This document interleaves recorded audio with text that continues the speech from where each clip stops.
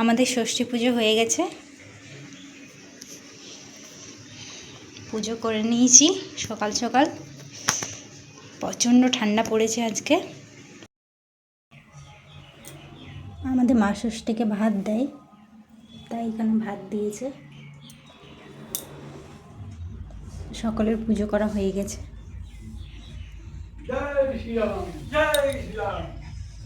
এই যে মা ষষ্ঠীর ভাত। এত প্রসাদ খাচ্ছ?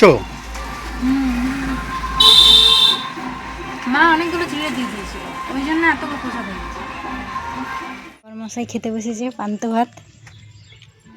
কিরকম লাগছে? প্রচন্ড ঠান্ডা। হিমালয় বরফের পরে ঠান্ডা। বরফের পরে ঠান্ডা।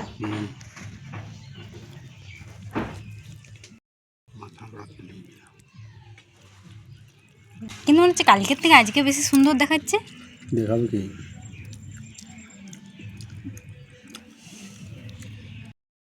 এই যে আমি এবার খেতে বসে গেছি। পঞ্চমীর বাসি ভাত খেতে কি মজাই না লাগে, আর কি টেস্ট! মানে এরকম টেস্ট কখনো হয় না, এত টেস্ট।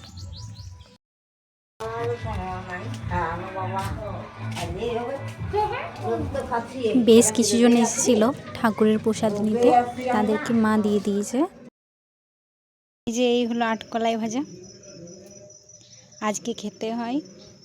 আর তার জন্য আমি আটকলাই নিয়ে নিয়েছি, আর এটা বরমশাই আর আমি দুজন মিলে খাবো। আমাদের বাড়ির সামনে একটা সরস্বতী ঠাকুরের মেড় হয়েছে, তো ওই যে দেখছো ওইখানে হয়েছে মেড়টা। এখানে ছোট ছোট বাচ্চাগুলো ডান্স করছে, নিজেদের মতো আনন্দ করে সরস্বতী পুজোর এই দিনগুলো কাটাচ্ছে।